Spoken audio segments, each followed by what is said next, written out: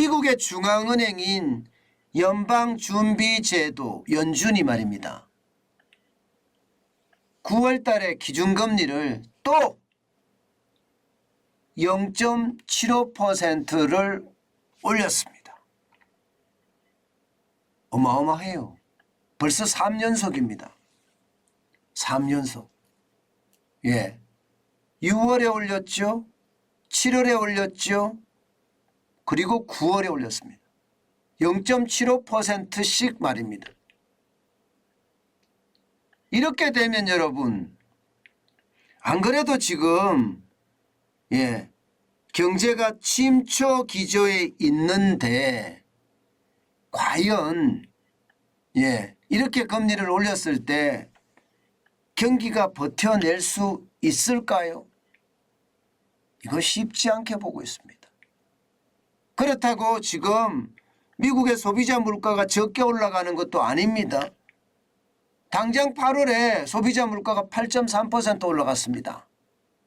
근원 소비자 물가는 이게 7월 대비해서 오히려 또 올랐어요. 6.3%로. 7월은 5.9%였거든요. 그러니까 미국의 중앙은행은 지금 강력한 처방을 한 겁니다. 3연속 자이언트 스텝 0.75%씩 인상했으니까요. 6월에도 7월에도 이제 9월에도 자이언트 스텝을 단행을 했으니 여기에 대한 충격파 저는 당연히 있을 수 있을 거라고 생각합니다. 그만큼 말입니다. 퍼펙트 스톰에 대한 위험성이 커진다는 거예요.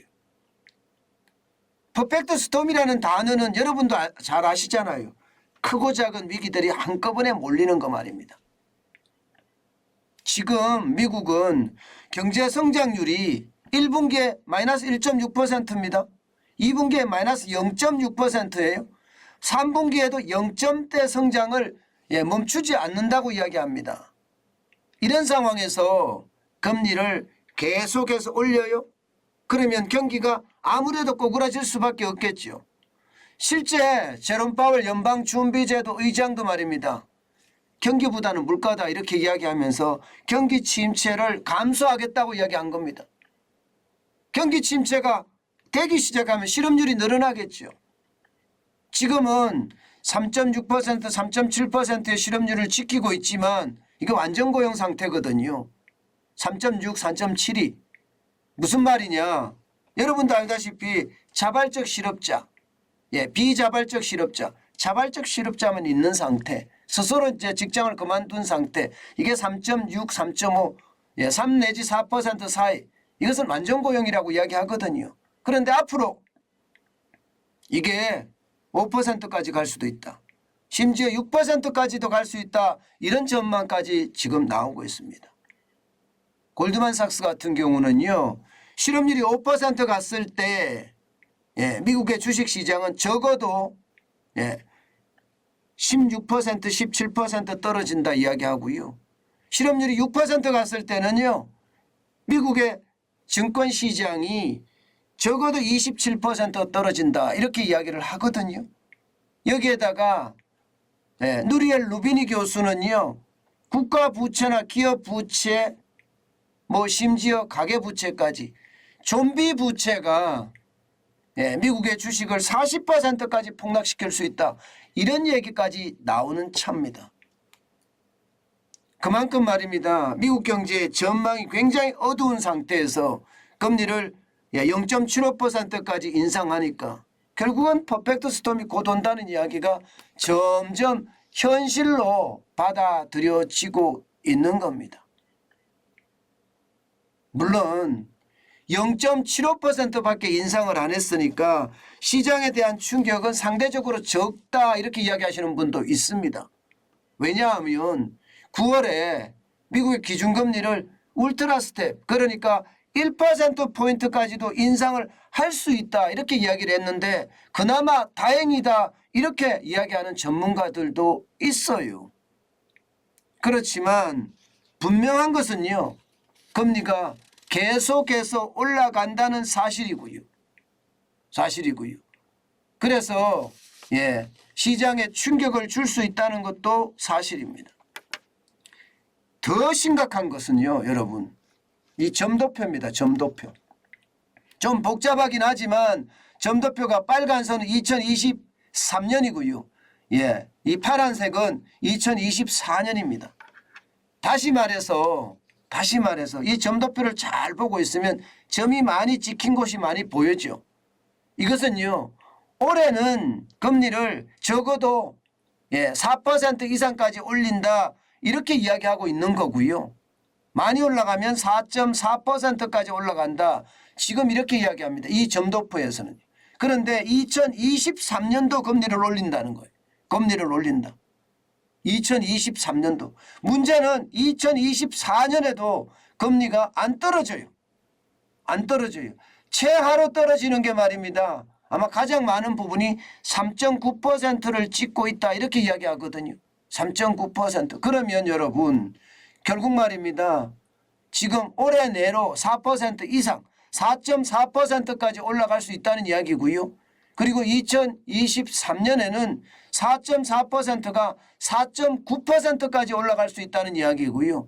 그리고 2024년에도 떨어진다고 하더라도 3.9%는 지킨다는 이야기예요. 3.9%. 그렇게 됐을 때 여러분 시장의 충격은요 어마어마할 수밖에 없습니다. 제롬 파월 연방준비제도 의장이 굉장히 지금 강하게 나온 거예요. 1%로 안 올렸지만 0.75% 자이언트 스텝을 단행을 했지만 향후 금리를 더 많이 더 두텁게 올릴 수 있다는 이야기잖아요.